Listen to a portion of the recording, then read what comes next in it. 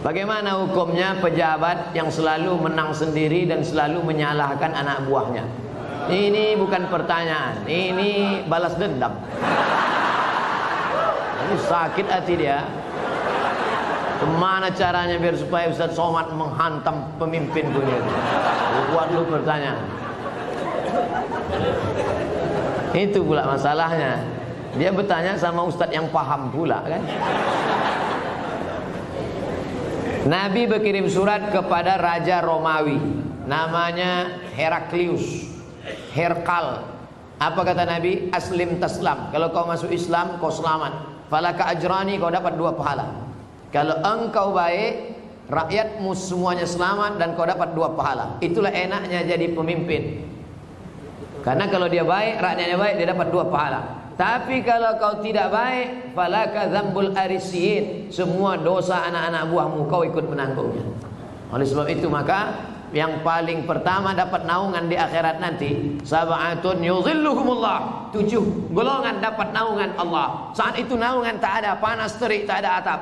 Di antara yang dapat naungan yang pertama bukan ustaz, yang pertama bukan ulama, yang pertama al-imamul adil, pemimpin yang adil. Tapi negara kita negara demokrasi. Kalau ada pemimpin-pemimpin kita yang zalim, yang menyalahkan orang, kita bisa lapor ke atas. Ada laporan, bapak-bapak pegawai kepala dinas lapor ke Pak Wali Kota. Pak Wali Kota ada laporan ke atas, ada atasan, ada BPK, ada Inspektorat Jenderal, ada macam. Bapak-bapak polisi, tentara lapor ke Propam, ada atasan yang bisa kita laporkan. Kalau takut kirim surat kaleng. Jangan fitnah. In ja'akum fasiqun binaba'in, kalau datang orang bawa berita palsu, fatabayyanu, klarifikasi. Nah, salah tak selesai dengan ditulis di wall Facebook, tapi harus diselesaikan. Wa amruhum syura bainahum, diselesaikan dengan musyawarah. Seorang laki-laki pakai emas dalam sholatnya, apakah sholatnya sah? Emas itu bukan babi, kecuali dia membawa rantai babi, baru Arab. Emas tidak. Emas kalau dipegang, wudhu kita tak batal, sholat kita pun tak batal. Tapi Nabi mengharamkan pakai emas. Ini mesti dipahami. Emas kalau kita masukkan ke kantong, dibawa sholat, Allahu Akbar, sholat sah. Tapi memakai cincin emas haram. Bapak-bapak yang pakai cincin emas, buka sekarang juga. Tak ada gunanya pengajian. Tak ada guna pengajian. Nantilah mubazir mengaji. Bapak-bapak yang sekarang pakai cincin emas, buka sekarang juga. Tak perlu tunjukkan, pelan-pelan aja dari bawah. Buka masuk. Balik dari sini, jual. Kalau batunya sayang, simpan. Mana tahu batunya zamrud, kecubung, permata, intan, simpan. Ambil batunya, ikatkan dengan perak. Cincin saya emas putih Pak Ustadz. Emas putih itu emas. Emas putih itu emasnya 80, nikelnya 5. Emas putih itu emasnya 80%, nikelnya 5%, peraknya 18%, peraknya 15%. Maka warnanya putih, tapi dia emas juga. Jadi kalau mau buat cincin, perak saja. Ini cincin perak. Batunya zamrud. Asli. Mereknya Casio orang. Tak pernah saya beli. Kalau sempatlah saya beli sekian puluh juta, lalu kemudian anak yatim tak sekolah, neraka jahanam tempat saya. Bisa pula anak yatim tak sekolah, cincin kita 30 juta.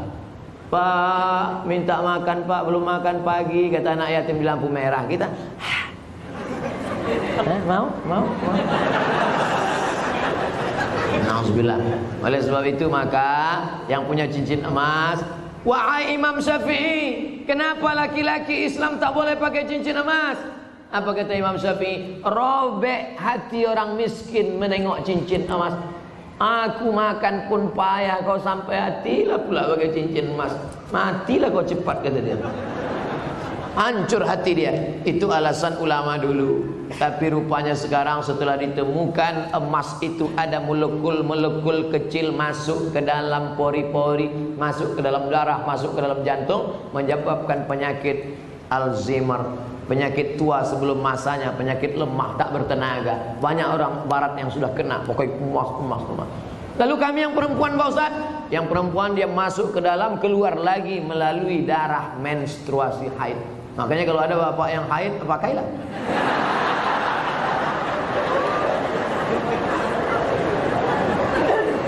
Saya selalu ketiduran tak dapat sholat subuh. Orang yang tak sholat subuh karena ketiduran, ada hadisnya. Man nama, siapa yang tidur walam yusalli, sampai tak sembahyang subuh, balas syaitanu fi uzuni, setan kencing di telinganya. Yang tadi tak sembahyang subuh, itu tertulis di sini, toilet setan.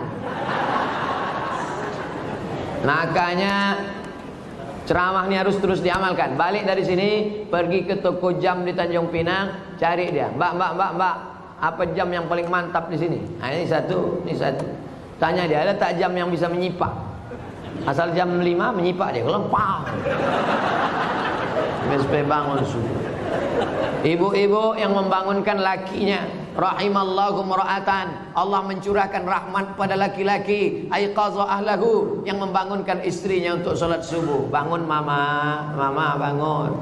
Bangun ibu. Tapi sekarang tak jelas lagi dunia ini Ustaz. Entah siapa yang membangunkan, entah siapa yang dibangunkan. Ibu tu pula yang membawa air setimba. Bangun. Yang aslinya kalianlah laki-laki yang membangunkan perempuan. Tak satu dua perempuan mengadu melapor, Ustaz, kusangka dulu kalau nikah sama dia aku bahagia. Dia PNS golongan 4A, gajinya banyak, tunjangannya hebat, rumahnya besar, mobilnya mewah. Ternyata setelah nikah sama dia menderita, Ustaz, macam tidur sama babi hutan. Walaupun hidup 1000 tahun, kalau tak sembayang apa gunanya? Walaupun hidup 1000 tahun, kalau tak sembayang apa gunanya? Besok pagi masak sarapan, ibu nyanyikan lagu itu. Walaupun hidup 1000 tahun, sambil ngacau teh. Walaupun hidup. Kau nyindir aku ya? Lah, aku tak ada nyindir. Aku tak ada nyindir. Ini lagu Ustaz Somad semalam waktu di masjid.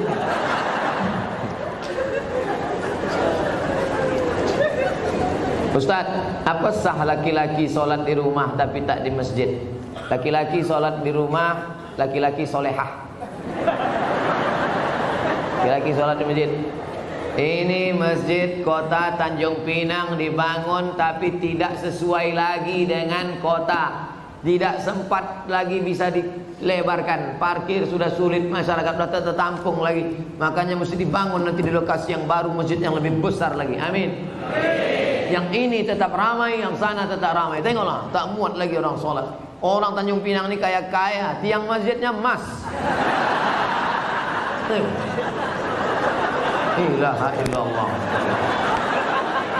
Luar biasa. Orang susah mencari emas. Laki-laki di Tanjung Pinang tak ada yang pakai emas, karena mereka mau menunjukkan kayanya bukan dengan cincinnya, tiang masjidnya emas. Hebatnya lagi di Tanjung Pinang, walaupun tiang masjidnya emas, tapi jendelanya tak pakai kosen. Menunjukkan apa? Aman. Tanjung Pinang aman, tak ada pencuri. Kadang-kadang kita masuk ke salah satu masjid, kotak infak dicor. Kotak infak pakai rantai besi, pakai gembok. Di sini aman. Coba tengok masjid, lampunya pula macam lampu Masjid Nabawi. Luar biasa, hebat. Entah emas tak kuningan.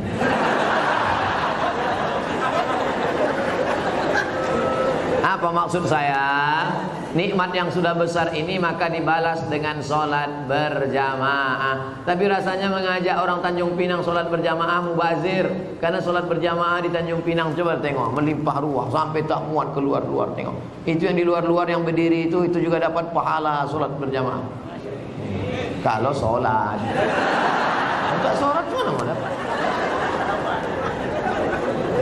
Layan tayanna, mereka yang tak datang ke masjid, jangan ulangi lagi. Yang sholat di kantor, yang sholat di rumah, yang sholat di kamar, jangan ulangi lagi, kata Nabi. Kalau kalian tetap sholat di rumah, la uharriqanna alaihim buyutahum, ku bakar rumah mereka.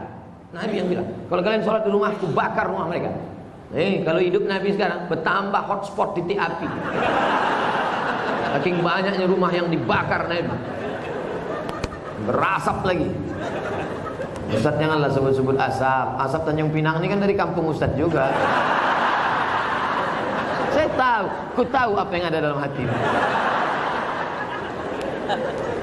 Sebelumnya dari malam saya niat sholat subuh, tapi saya bangunnya jam 6 pagi waktu setempat. Apakah masih boleh sholat? Ini bukan menanya, menawar ya.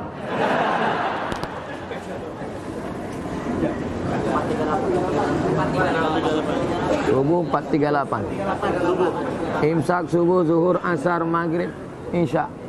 Maghribnya jam. Kalau maghribnya jam 6:04, kalau maghribnya jam 6:04, kurangi 15 menit. Begitu cara mengukur isyraq.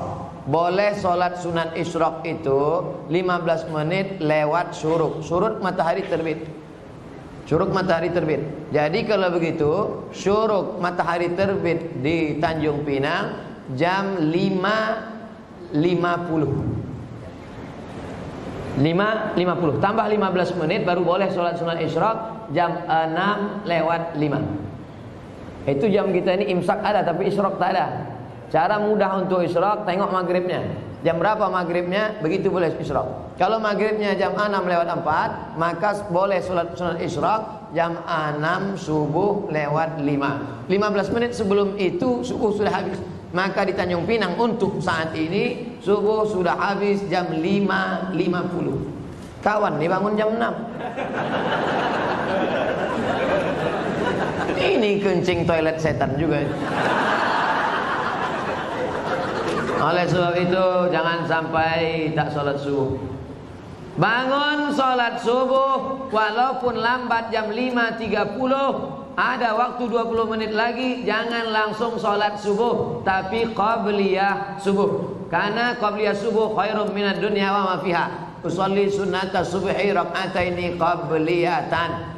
Rakaat pertama qul ya ayyuhal kafirun. Rakaat kedua qul huwallahu ahad. Baru iqamat, baru sholat subuh. Jangan tinggalkan qabliyah subuh. Jangan tinggalkan qabliyah subuh walaupun terlambat. Apakah ambil zakat menunggu orang minta zakat atau mencari yang wajib zakat menerima zakat? Khuz, ambil. Ambil zakat, khuz, ambil. Bukan, hai orang beriman, berzakatlah. Yang mau zakat silakan, yang enggak mau enggak apa-apa. Bukan begitu bunyi ayatnya. Khuz, ambil. Makanya yang punya jabatan kekuasaan buatkan perda, peraturan daerah, bayar zakat. PNS, ASN, perusahaan, BUMN bayar zakat ke Basnas. Yang tak mau bayar zakat teken materi 6.000, siap dipindahkan ke sejauh mata memandang. Bisa apa tak bisa? Sudah, kata Pak Wali. Sudah diterapkan. Langsung zakat potong atas. Abdul Somad jadi tim sosialisasi zakat provinsi 5 tahun. Bayarlah zakat. Tak takut orang. Tak ada jabatan, tak ada kekuasaan. Tapi begitu bupati tanda tangan perda bayar zakat, langsung 10 miliar. Selama saya ceramah, yang paling besar zakatnya Aceh Barat, Meulabu, 15 miliar kabupaten. 15 M. Pas saya ceramah sana, saya tak tahu. Saya pun ceramah di kampung saya di Riau ada kabupaten 10 miliar. Mereka senyum-senyum. Pas makan, berapa tadi Ustaz? 10 saya bilang. Kami 15 kata. Dalam hati saya Abdul Somad akan datang kalau mau ceramah tanya dulu. Pastikan kita lebih besar. Maka saya ingat betul itu. Mau labuh itu 15 M dulu 4 tahun yang lalu. Sekarang lebih besar lagi. Bagaimana cara menegur khotib yang lupa rukun khutbah? Kasih tahu, Pak Khotib lupa rukun khutbah 5. Semua laki-laki di sini wajib bisa khutbah. Karena mana tahu nanti pergi ke pulau, kebetulan ditugaskan Pak Wali pergi ke pulau. Sampai di pulau ada sholat Jumat. Apa kata pengurus masjid? Hari ini Jumat tidak jadi karena enggak ada khotib. Karena khotib mencret. Karena khotib demam. Maka PNS yang datang tadi berdiri, saya bisa jadi khotib. 5 rukun khutbah. Naik ke atas mimbar, Alhamdulillah wassalatu wassalamu ala rasulillah. Ya ayyuhalladzina amanu taqullah usikum wa nafsi bitaqwallah. Allahumma firlil muslimina wal muslimat. Duduk. Habis itu tegak lagi. Alhamdulillah. Allahumma salli ala sayyidina Muhammad. Ya ayyuhalladzina amanu taqullah usikum wa nafsi bitaqwallah. Allahumma firlil muslimina wal muslimat. Dah, komat. Rukun khutbah cuma 5. Alhamdulillah, salawat, ayat, wasiat takwa, doa. Alhamdulillah, salawat, ayat, wasiat takwa, doa. Selesai sholat, bapak dari mana? PNS Tanjung Pinang. Kok pendek kali rukunnya? Aku masih syukur bisa, kau tak bisa lagi.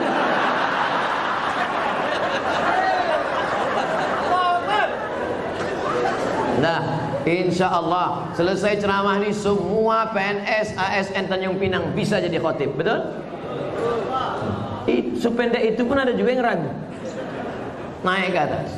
Nanti latihan dulu, karena kadang walaupun kita hafal, karena grogi naik ke atas hilang juga yang 5. Pas naik ke atas,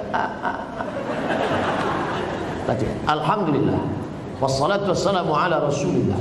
Ya ayyuhalladzina amanu taqullah usikum wa nafsi bitaqwallah. Allahumma firlil muslimina wal muslimat. Duduk.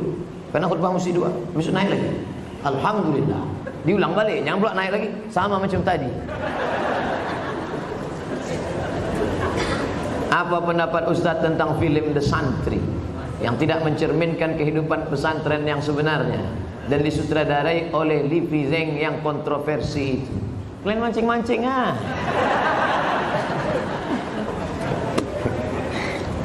Udah banyak komentar udah. Ikuti aja yang udah ada tuh. Saya yang beban lama aja belum selesai lagi.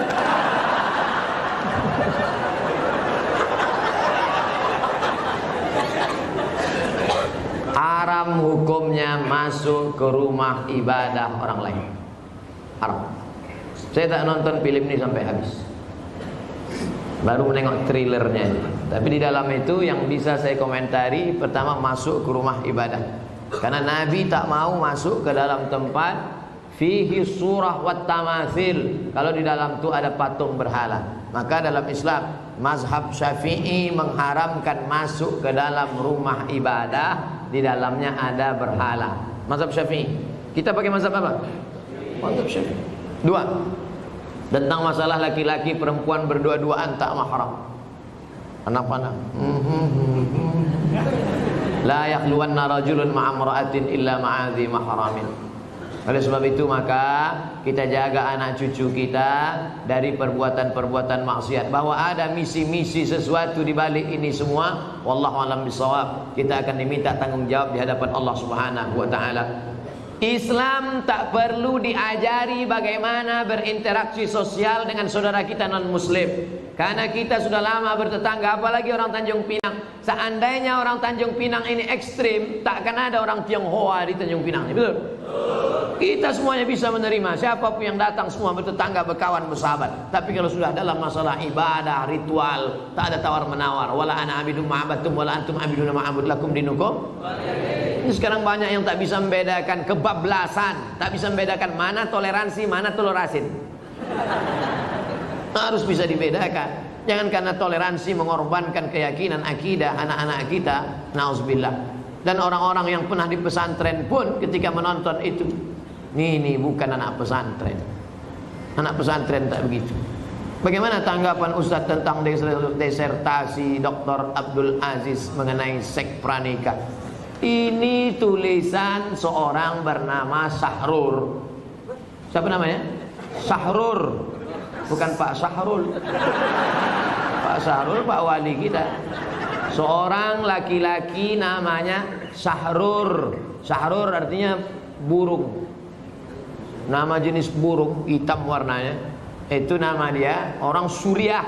Sahrur ini kuliahnya di Moskow. Aliran pemikirannya kiri. Apa itu maknanya kalau kiri? Komunis. Sahrur ini komunis. Sekolahnya di Moskow. Pulang dia dari Moskow, dibacanya Quran, dilepaskannya dari asbabun nuzul, dilepaskannya dari nasikh mansukh, dilepaskannya dari tafsir bil ma'thur, ditafsirkannya dengan pakai otak dia sendiri. Dipakainya dengan ilmu bahasa. Pendekatannya dia selalu pakai bahasa. Makanya menurut Syahrur, aurat yang wajib ditutupi itu hanya yang berkerut-kerut saja, yaitu payudara dan kemaluan. Itu saja yang wajib ditutup. Yang lain boleh dibuka. Syahrur ini sudah lama kontroversi. Tahun 90 dia sudah mengeluarkan buku itu. Namanya Alkitab wal Quran. Cuman baru sekarang dipopulerkan, ditulis, dibawa ke kampus, lalu disidangkan. Dan pada akhirnya menjadi kehebohan. Ingat, ada ilmu, tapi ada yang lebih tinggi daripada ilmu adalah akhlak. Mana akhlak kita di hadapan manusia dan di hadapan Allah Subhanahu wa taala. Hai para cendekiawan, jaga akhlak, karena keilmuan kita akan dituntut di hadapan Allah. Kira-kira apa efeknya?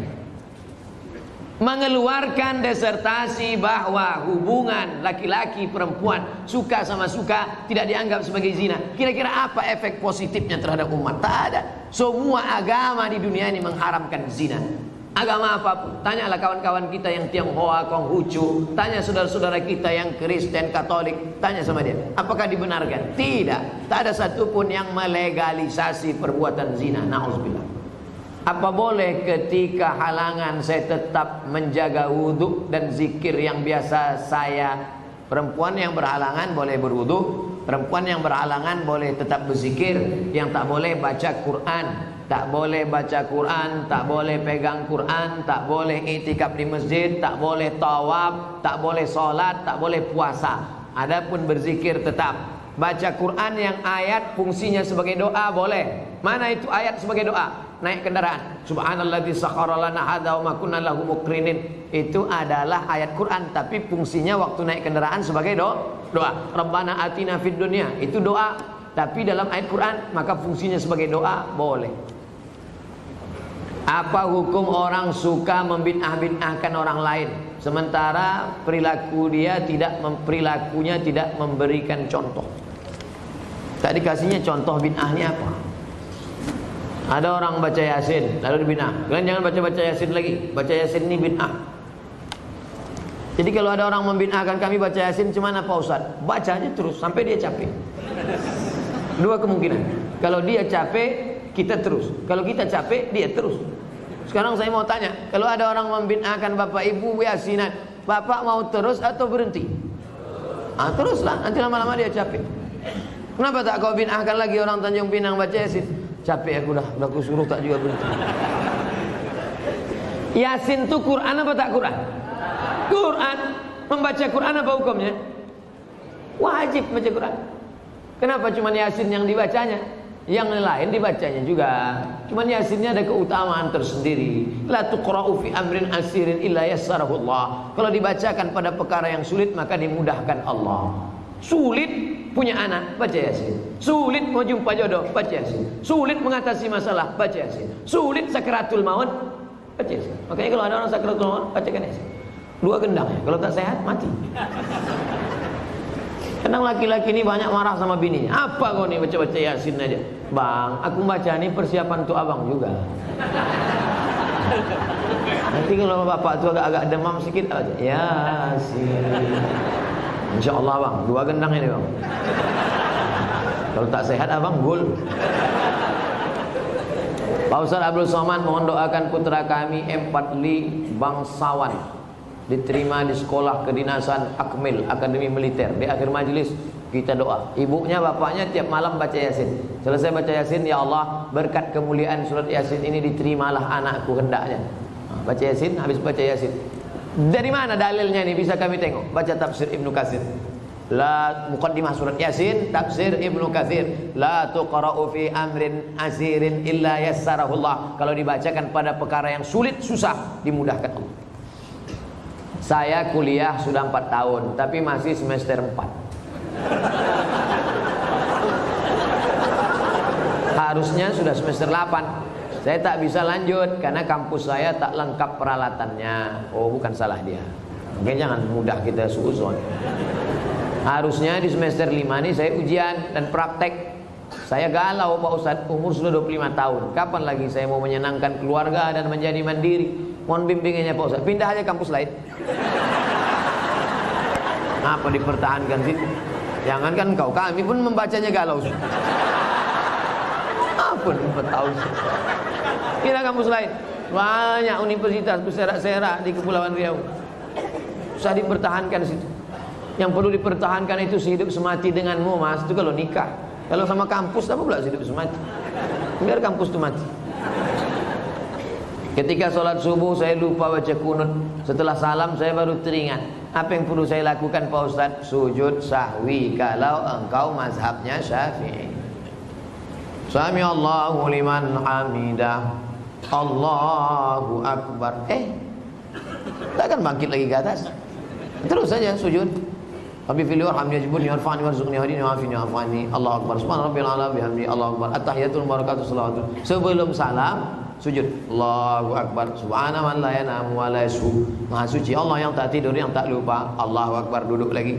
Sujud lagi. Sujud 2 kali. Allahu Akbar. Subhana man la yanamu wa la yashu. Allahu Akbar. Baru salam. Assalamualaikum warahmatullah. Begitu juga jadi imam. Imam lupa doa kunut dalam mazhab Syafi'i, sujud sahwi. Kalau imam sujud sahwi, saya ikut tak apa? Ikut. Ini banyak juga makmum tak ikut. Imam sujud sahwi, dia diam aja. Pas salam, kau kenapa tak sujud sahwi? Yang lupa kan dia, aku tidak. Nak ikut imam. Ju'ilal imam liutamma bih. Yang tak baca kunut tu mazhab apa Pak Ustaz? Hambali. Hambali sama Hanafi tak ada kunutnya.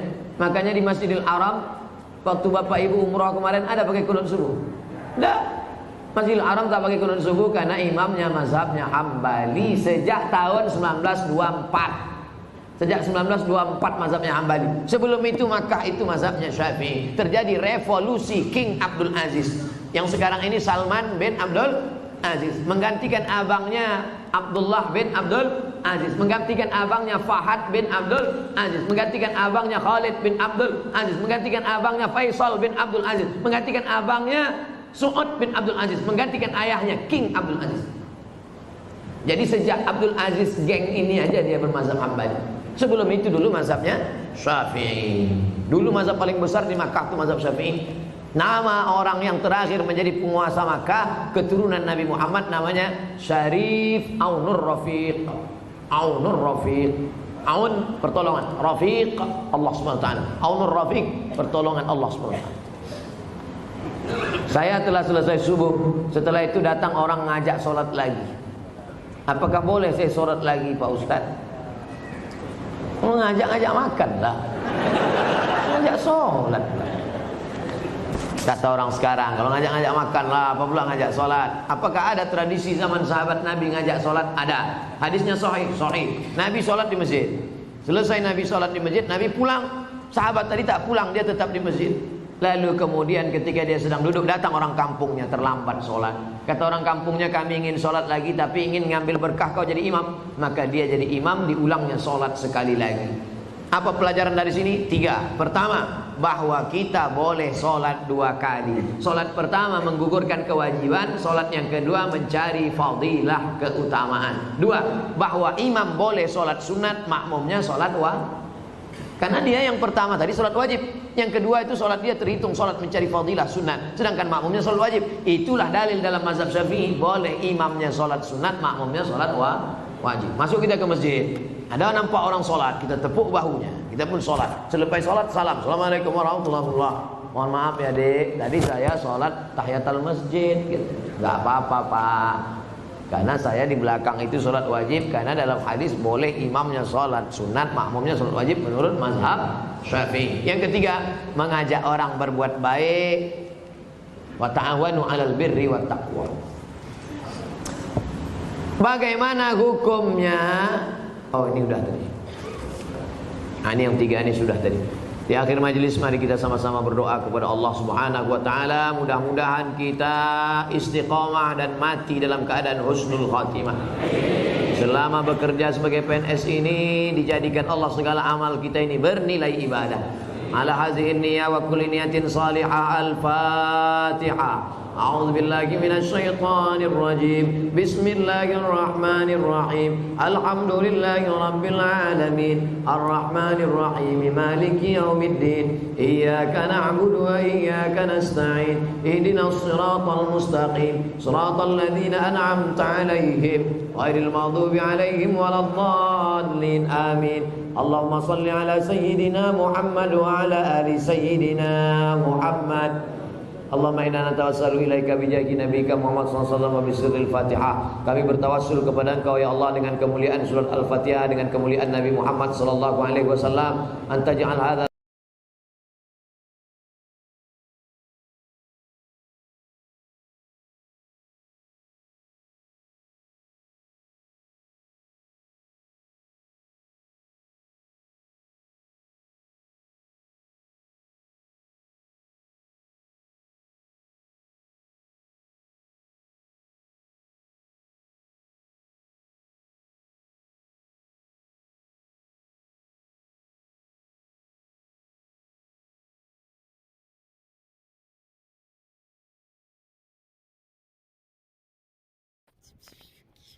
Nunggu perlu. Siap. Cara menikmati sunset. Kau harus pakai HP nak beli GoPro. Boleh buat video 6 menit. 6 menit. Panjang lah 6 menit. Habis baterai 5%.